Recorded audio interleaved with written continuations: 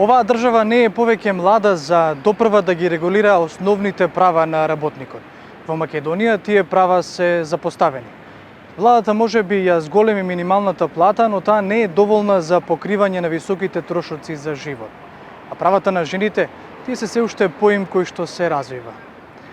Време е владата и нашите лидери да бидат многу поодговорни и да ги стават во приоритет работниците кои што ја движат оваа држава. А тоа значи повисоки плати, безбедносни услови за работа и секако еднакви можности за сите, бидејќи додека не ги регулираме тие права, правата на работникот секогаш ќе бидат отворено прашање. Ако не сте јавен функционер на државата или работник во сферата на новите технологии, било која друга традиционална професија да ја извршувате не е доволно платена за задоволување на минималната синдикална кошница. Таа изнесува нешто над 50.000 денари. Ако на тоа се додаде и високата инфлација, јасно е дека и предстојниот 1 мај, денот на работникот, нема причина за славие. Една од најодговорните и најзагрозени професии во Македонија по основ на доход е медицинската сестра. Платите им се далеку помали од оние на лекарите, додека дежурствата им се плаќаат дупло помалку од оние на колегите во бели мантили со кои работат. Оттаму и нивниот екзодус од државата. За сестра со средна стручна спрема е колку што е минималниот личен доход во државата.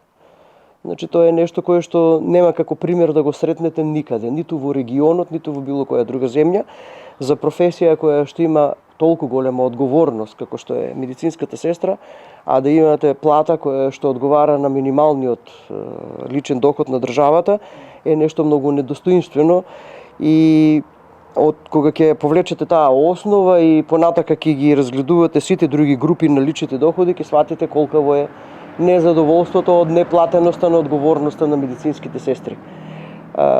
Треба и 30 и 40 години работно искуство да поминете како сестра со средна стручна спрема, да се одделите за многу мала минимална сума од оноа кое што го предвидува минималниот личен доход, и тоа доволно зборува за нарушеното достоинство на професијата, доволно зборува за оноа што е незадоволство или како што ние го нарекуваме во унијата на здруженијата предводени од Здруженијето за нас 4N, причина поради која медицинските сестри заминуваат во странство, заминуваат и сакаат да одат пред време во пензија, заминуваат во приватното и во последно време заминуваат од професијата, бидејќи во секоја една друга професија каде што нема толку одговорности, на многу полесен и едноставен начин можат да ги заработат тие минимални 20.500 денара стартни како сестра со средна стручна спрема. Статусот на договор на дело во болниците е исто многу голем проблем, бидејќи вие во ситуација кога имате дефицит и кога зборувате за недостаток на сестри од 50%, да чувате сестри во болниците со статус на договор на дело и ги плаќате со минимални 12-13.000 денари,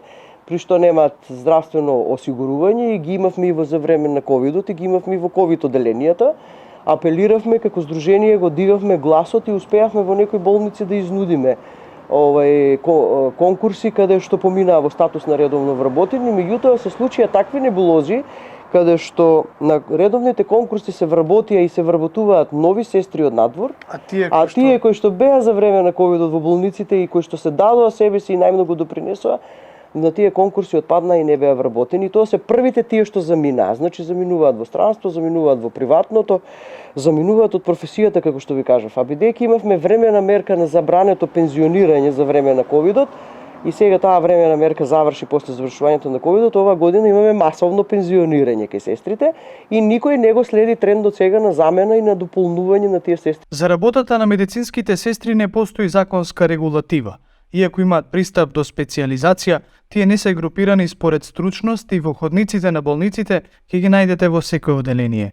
Малку се, има дефицит на медицински сестри, а сепак не се вработуваат нови. Значи на 1 милион жители треба да имате 7 до 8 илјади медицински сестри. Ние бидејќи немаме закон, немаме централен регистар, не сме преброени точно. Бројката е некаде околу 8.000 медицински сестри, што значи ако со последниот попис сме некои не цели 2 милиона жители, значи ние имаме недостаток на 50% на медицински сестри во старт. Тој недостаток во некои здравствени институции се чувствува многу повеќе, некаде можеби не се чувствува, во зависност од политиките кои што се случуваат во болниците, каде што фалат континуираните вработувања и каде што не постои се тоа на кое што постоеше на времето во контекст на броење на сестрите според потребите и одлевањето на сестрите од болниците по основ на пензионирање, по основ на заминување на било каков начин, ние добивавме за секоја една сестра нова сестра на работно место, така? Сега такво пребројување немаме. На жалост ни се случува политичката риторика, националното пребројување ни се случува, кое што во моментов ни е најмалку потребно, бидејќи суштината на нашето постоење се пациентите, ние сме професионалци и нашата професија не е идеологија. И нив не ги заобиколува политиката. Протестираат речиси секоја година, но се менуваат министрите. Доследна политика за подобрување на условите во кои работат нема. Ние дефинитивно имаме проблем со тоа додека да ги внесеме овакво кабинетите и соработниците на еден министер во проблемот и во суштината на проблемот, веќе се соочуваме со нова гарнитура каде што повторно почнуваме од почеток и за жал долги години наназад имавме статус кво со тоа што не можевме никако да влеземе во работна процедура на законот за професијата на медицинските сестри. Со понарешниот министер Беким Сали после 32 години самостојна Македонија првпат успеавме во работни групи да седнеме и го сработиме законот за сестринство и да го закачиме на една страната и тоа го направи Сдруженијето на медицинските сестри, акушерки и стоматолошки сестри за нас. И неговиот тим во кој што тој направи тим од правници и се соработници кои што беа потребни и сестрите од Сдруженијето, од Унијата, од сите здруженија заедно кои што аплицираат во Унијата заедно со нашето здружение, многу работеа и го донесоа законот. Го ставивме на една страната и сметавме дека направивме еден многу голем успех и исчекор. Меѓутоа, кога требаше да ги помине понатамошните процедури во собраниските комисии и така понатака, се смени гарнитурата во министерството и сега искрено не знаеме во овој момент како и што чекаме да се консолидира овакво кабинетот кај министерот. Ние имаме медицински сестри кои што работат кај концесионерите, кај приватните кои што немаат пред се унифициран договор за работа. Секоја сестра тамо започнува, заснува работен однос на основа на милост или немилост на работодавецот. Друго, никој никогаш не се запрша какви се нивните права во тие ординации и они тамо работат како 3 во 1 и се и медицински сестри, администратори и хигиеничари. Никој не знае како остваруваат право на одмор, какви слободни денови имат и така понатака. Ништо поразлично не е ниту кај текстилните работнички. Работничкиот стандард, според Кристина Ампева од Сдруженијето Гласен текстилец, ќе се подобри тогаш кога ќе се превенира корупцијата. Треба да прекинеме да збориме за синдикалната кошничка на Сојуз на синдикати на Македонија, која што е далеку од потребите на 4-члено семејство, дека она што кај нив стои, например, ставка одржување на здравје, дека е доста околу 800 денара за 4-члено семејство, за да се одржи здравје на месечно ниво, дека е надвор од секој разум и дека треба да почнеме конечно да збориме за концептот плата за живот и оно колку навистина му се потребни на едно 4-члено семејство, бидејќи така се базира секаде кошничките и платата за живот. И кај нас одамна веќе е надминат прагот од над 72-3 денара, дека му се потребни на едно 4-члено семејство за да, кажеме, има некаков достоен живот. Што се подразбира под плата за живот е и домување и редовно да бидат наплатени сметките, меѓутоа да остане пари 10% од платата дека треба да останат и за некаков си фонд на семејството. Например, утре ако ви се расипе машина или слично, да не мора да одите да ваите кредити, него тие пари ви стоат настрана. Според Ампева, работничките права трпат повреди и поради небулозните пресуди кои работниците ги добиваат од судовите ако се пожалат. Оттаму вели таа, работникот ја губи волјата да реагира. Кажете ми како сега да има некакво задоволство од работникот или како работникот да се осмели сам да се организира или нешто слично кога гледа дека вакви срамни работи се случуваат низ системите на државата. Или ќе ги слушнете едни работнички 69 од Сони, поранешна Сони текстилна компанија од Кавадарци, каде што судот им досудува фино лепо да си плата дека не биле управо со тоа што не земале 3 плати и треба дополнително да платат судски и адвокатски трошоци во износ од 20.000 евра и вие си велите кај живееме ние. Сојузот на синдикати веќе најави дека заедно со своето членство, но и со сите незадоволни работници кои бараат подобри услови за работа, на Меѓународниот ден на трудот ќе протестираат пред собранието и пред владата.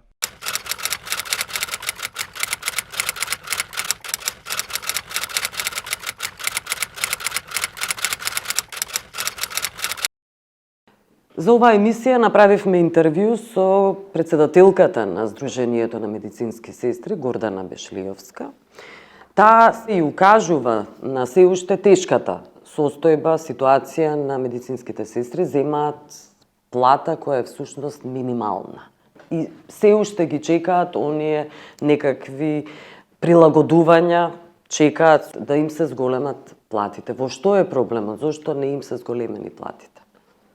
Прашањето за вработените во секторот здравство е одговорност и надлежност на министерот за здравство. Но еве, како министерка за труд и социјална политика, оние информации кои што ги имам споделени со колегите во влада, знам дека на колективниот договор им е финализиран и треба да биде потпишен, но и каде што се предвидува покачување на платите на средниот медицински персонал, особено на сестрите.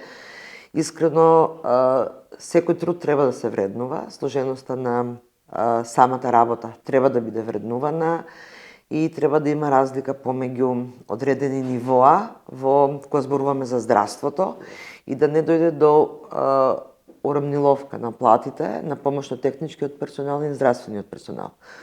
Она што е моја одговорност е општиот колективен договор, кој заедно со вице-премиерот Бетики ги водиме преговорите со Сојузот на синдикати на Македонија и некаде на почетокот на мај, после празниците, ќе биде одржана седницата на Економско-социјалниот совет, продолжение на претходната седница на која што верувам дека ќе дојдеме до одредено финално решение, каде што платите на сите вработени во јавниот сектор ќе ги ставиме во една методологија, токму за да нема вакви незадоволства во различните сектори од јавниот сектор, да воведеме нова методологија, која што ќе значи постојан раст на платите на годишно ниво, да се усогласуваат и каде што ќе биде покрај основната плата да има и коефициент на сложеност,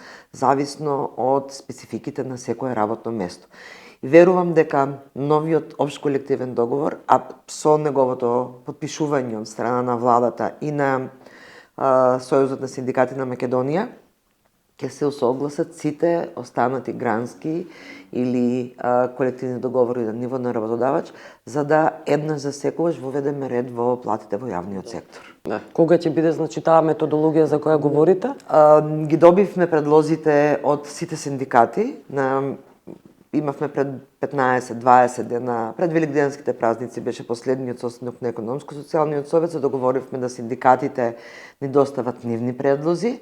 Во меѓувреме, вчера беше доставен последниот од Сојуз на синдикати, добивме и од уште 2 синдиката предлози, да ги разгледаме и некаде околу 8 мај да се сретнеме, сега зависи нели ќе испратиме поканата, зависи од дали се слободни тој ден. Добро, но значи некаде почетокот на првата половина на мај ќе се сакате одржи да средбата. финализирате кога? Да, ние би сакале на таа седница на Економско-социјалниот совет да го финализираме, меѓутоа сепак се работи за преговори, за колективно договарање помеѓу синдикатот и владата и се зависи од двете страни, и од страна колку ќе бидат прифатени предлозите и од страна на владата и од страна на синдикатот. Но како и да е, ние што поскоро мора да го донесеме општиот колективен договор, за да немаме такви незадоволства во различните сектори. Не е незадоволството само во секторот здравство, има и во други сектори каде што велат дека платите не им се согласни со минималната плата, дека се изедначени одредени посложени позиции кои што имаат посложена работа со помошно-техничкиот персонал. Општиот колективен договор ќе го среди оваа прашање и ќе имаме еден систем како што е системот на минимална плата, системот за пензии, постојан раст на платите на годишно ниво. Да. Добро. И околу текстилните работнички, знаете дека тие се исклучително загрозена категорија на професија. И ги знаете сите проблеми, предпоставувам имате и постојано и контакт со Кристина Ампева, таа е председателка нели на Сдруженијето на текстилни работнички. Нивните плати се многу мали, мораат да ги враќаат оние К15 пари кои веќе ги добиваат, условите за работа им се тешки. Но една од слабостите за кои се говори дека всушност одбиваат да пријават. Се плашат од сопствениците заради тоа што не функционираат институциите во Македонија. Во минатото, едни од најексплоатираните беа токму текстилните работнички. Со најниски плати, Во мизерни услови. во лоши услови беа токму текстилните работници. И затоа воспоставувањето на систем на минимална плата и покачувањето на минималната плата го направивме можеби најмногу и заради текстилните работници. Ке се вратиме наназад, ако беше минималната која беше 8, не зе. Дури текстилните, кожарската индустрија, работниците во таа индустрија не земаа ни 8.000 денари. Денес нема плата по 20.175 денари.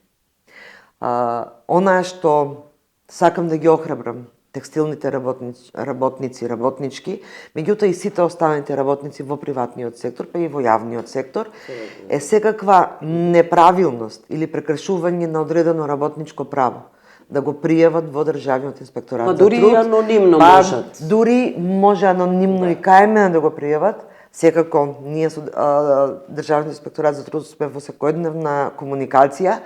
Ќе ги избришам сите податоци, ако има лични податоци, имейл, да испратам за да се казни секој работодавач кој што прекршува основно работничко право, меѓу кое и правото на плата, правото на безбедни и здрави услови за работа и правото на регрес за годишен одмор.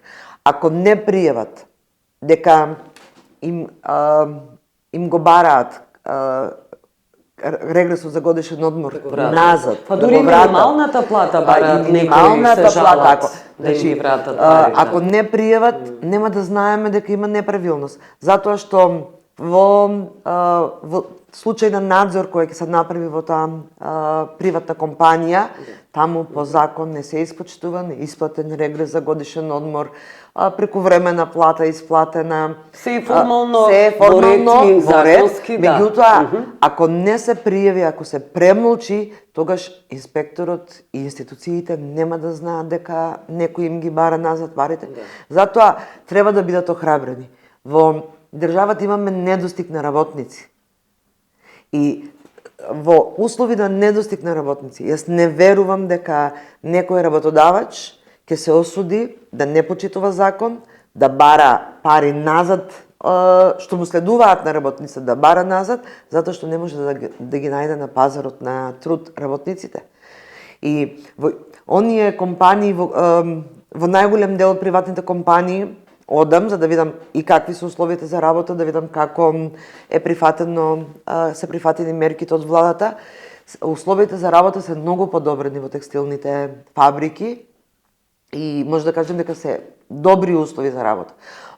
Разговарам со работниците и со работничките и нормално во еден директен контакт ги охрабрувам исто било која неправилност, затоа што само вака можеме да ги казнуваме оние работодавачи кои што не ги почитуваат работничките права. Се разбира и во медиумите, и во емисијата 25 минути, секогаш ги повикуваме работниците да реагираат и да ги пријават сите Апсолутно и во прекршувања на законите. И во минатото кога бев пред 2 години кога бев директорка на Државниот инспекторат за труд, исто имав апели до работниците. Одлична соработка имав тогаш, а и Гласен текстилец има одлична соработка и сега и со Министерството и со Државниот инспекторат за труд. Пријавуваат, затоа што најчесто работниците во граѓанскиот сектор имаат многу повеќе доверба, за жал, за разлика од институциите, но полека треба да ја вратиме довербата и во институциите, затоа што на вистина сме посветени на почитување на законот и на почитување на работничките права. Секое неправилно работење ќе биде санкционирано. Добро. Околу Бехтел и Енка, еве, кога сме во прекршување на работнички права, знаете дека има проблеми, односно се најавува зголемување на работната недела. Зашто се всушност протестите? Дека со тоа се кршат законите во Република Македонија. 60 часовно работно време не сме да биде дозволено. Но сепак Шпекулација е сепак не 60 часовно. Добро. Шпекулација е, не е кажано колку. Тоа Затоа велиме дека се работи за еден стратешки приоритет, проект од национално значење. нема да биде 60 работно. Се работи за овој предлог што е во моментот во собрание од група на пратеници, дефинира до колку. Меѓутоа, едно треба да знаеме. Градежништвото секаде во светот функционира на повеќе часов прекувремена работа. Која ќе биде платена. Но најважно е работниците да имаат здрави и безбедни услови од областа на безбедноста и здравјето, да ги исполнуваат сите стандарди и секој час прекувремена работа да биде платен. Тоа ќе го проверувате вие? Тоа ќе го проверува Државниот инспекторат за труд. И јас убедувам дека Државниот инспекторат за труд ќе биде постојано на терен за да следи дали секој час прекувремена работа ќе биде исплатена. И прекувремената работа нема да биде во текот на цела година. Прекувремената работа ќе биде само во временските услови кога дозволуваат да се работи подолго, летно, доцна пролет и лето, затоа што во зима и да сакате вие не можете да работите кога е влажена, Зависно од земјата, временските услови. не можеш да. и кога врне многу дожд не можеш да работиш, не можеш да асфалтираш затоа што земјата е влажна. Треба да е сува земја, треба да се создадени условите за градежништво. И нема да шпекулацијата што излезе дека ќе се работи постојано 60 часа, не се знае колку ќе биде прековремената. Можеби ќе биде 45 часа, можеби ќе биде 50 часа. Зависи од временските услови и колку процесот на работа бара да се работи прековремено. Но она што е најважно, дека овие работници ќе бидат платени за секој час прековремена работа, а од друга страна стандардите за безбедност и здравје да бидат согласно сите закони и меѓународни стандарди кои што постојат. Да бидат заштитени работниците од било каква повреда и прековремената работа да им биде платена согласно закон. Да. Јас ви благодарам за овој разговор. Благодарам и на вас.